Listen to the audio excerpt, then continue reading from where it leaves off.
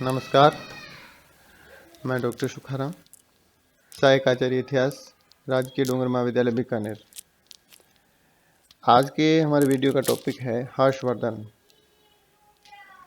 हर्षवर्धन का समय पीरियड 606 से 647 ईस्वी तक रहा है और 606 ईस्वी को चूंकि हर्ष का राज्याभिषेक हुआ था, इसीलिए इस संवत को हर्ष संवत के नाम से जाना जाता है।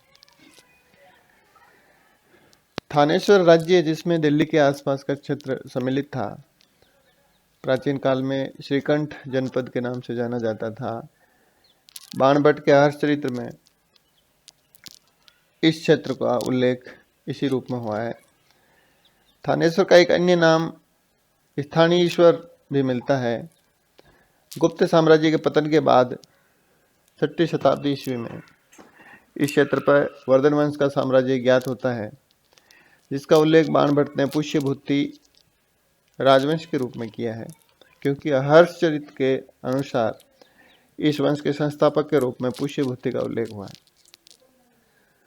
मधुबन और बांसखेड़ा ताम्रपत्रों में हर्ष से पूर्व के कुछ शासकों के नामों का उल्लेख होता है, जिनमें नरवर्धन, राज्यवर्धन, आदित्यवर्धन एवं प्रभाकर वर्धन के नाम मिलते हैं। हर्ष चरित्र में इसे हूण, हरिण, केसरी, सिंधुराज, ज्वर, गुर्जरों का प्रजागर यानी निद्रा को भंग करने वाला, गंधार राजरूपी गज के लिए रोग और लाटों को लूटने वाला तथा मालव लक्ष्मी रूपी लता का उच्छेदक परशु कहा है। ये विभिन्न प्रकार की उपाधियां जो है वो हर्ष चरित्र में हर्षवर्धन के लिए की गई है। प्रभाकर वर्धन के 2 पुत्र थे, जिसमें एक बड़ा राज्यवर्धन और दूसरा हर्षवर्धन, और एक पुत्री थी जिसका नाम था राज्यश्री। हर्ष की माता का नाम यशोमती था। राज्यश्री का विवाह कन्नौज के मौखरी शासक गृहवर्मा के साथ में हुआ था। वर्धन वंश का सर्वाधिक महत्वपूर्ण शासक हर्षवर्धन था, जिसने राज्यवर्धन की शशांक द्वारा धोखे से हत्या के बाद 606 ईस्वी में राज्य पर अधिकार किया और इसी वर्ष हर्ष संवत भी प्रारंभ हुआ। इस वंश का प्रथम महत्वपूर्ण शासक प्रभाकर वर्धन था, जिसे सर्वप्रथम परम भट्टारक और महाराजा धीराज की उपाधि धारण की थी।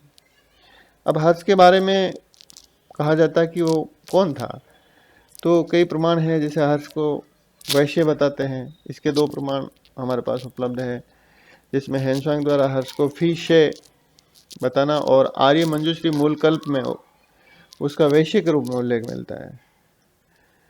राज्यवर्धन को का एक लेख है, उसमें उसको परम सौगात कहा गया है, जिससे ज्ञात होता है कि वे बौद्ध धर्म का समर्थक था। प्रभाकर वर्धन के अंतिम समय में हूणों ने थानेश्वर पर आक्रमण कर दिया, जिसे राज्यवर्धन ने निष्फल कर दिया था, और प्रभाकर वर्धन की मृत्यु के बाद मालवराज, ये मालवराज शब्द बाणभट्ट ने इसका उल्लेख किया है, लेकिन शासक का नाम जो है वो नहीं दिया है। संभवतः देवगुप्त ने मौखरी राज्य पर आक्रमण करके गृहवर्मा की हत्या कर दी थी। जब राज्यवर्धन ने अपनी बहन के पति की हत्या का बदला लेने के लिए मालवराज को आसानी से पराजित कर दिया, तो मालवराज के मित्र गोंडाधिपति शशांक ने धोखे से राज्यवर्धन की हत्या कर दी।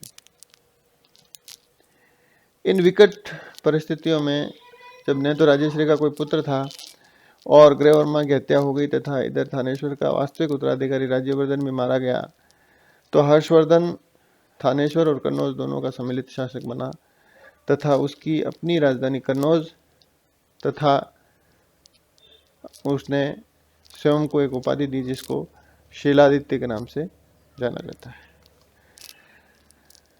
हर्षवर्धन के बारे में कुछ अन्य जानकारियां हैं कि हर्ष का सेनापति भंडी था।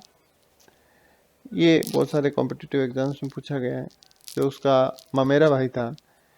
बांसखेड़ा और मधुबन ताम्रपत्र, ये 2 बहुत इंपॉर्टेंट ऐतिहासिक स्रोत है हर्षवर्धन को जानने का।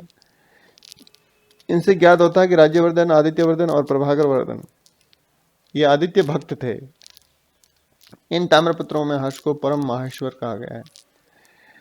हर्ष चरित्र से ज्ञात होता है कि शशांक के विरुद्ध अभियान से पूर्व उसने नील लोहित की पूजा की थी। अतः ऐसा प्रतीत होता है कि हर्ष प्रारंभ में शैव धर्म का उपासक था। कुछ ऐतिहासिक स्रोत हमें इसको बौद्ध धर्मावलंबी, बौद्ध मतावलंबी होने की ओर संकेत करते हैं, जैसे कनौज सम्मेलन में बुद्ध प्रतिमा को सबसे आगे रखना, कश्मीर के शासक से बलपूर्वक बुद्ध के दांत के अवशेष प्राप्त करना, वेनसांग का उल्लेख किया हर्षवर्धन ने गंगा के तट पर हजारों स्तूपों का निर्माण करवाया था, और प्रयाग सभा में सर्वोच्च स्थान बौद्ध धर्म तथा उसके अनुयायियों को देना। तो इस प्रकार यह हर्षवर्धन के बारे में कुछ जानकारियां थी, जिसमें ये मोटी मोटी बातें इसके बारे में बताई हुई थी। हर्ष ने जो है, हर्ष का एक परम विद्वान दरबारी बाणभट्ट था, और बाणभट्ट ने हर्ष चरित्र, प्रियदर्शिका, नागानंद, रत्नावली इत्यादि रचनाओं का उल्लेख किया, उसने इन रचनाओं का निर्माण किया है। हर्ष के समय में शिक्षा के कुछ प्रमुख केंद्र थे, जैसे नालंदा विश्वविद्यालय। कुछ प्रमुख इसके दरबारी साहित्यकार थे बाणभट्ट, मयूर, भूषण भट्ट और उद्योतकर। मयूर की कुछ रचनाएं हैं, सूर्य शतक और अष्टक। कुछ बौद्ध विद्वान थे, धर्मपाल, कीर्तिपाल और शीलभद्र। वेनसांग ने नालंदा और कांची विश्वविद्यालय में शिक्षा प्राप्त की थी। वेनसांग द्वारा रचित ग्रंथ सी यू की, ये चीनी यात्री था, बौद्ध यात्री, जिसने उस हर्ष के समय में भारत की यात्रा की थी, और इसके बारे में हम अलग से एक पूरा वीडियो वेनसांग पे बनाएंगे।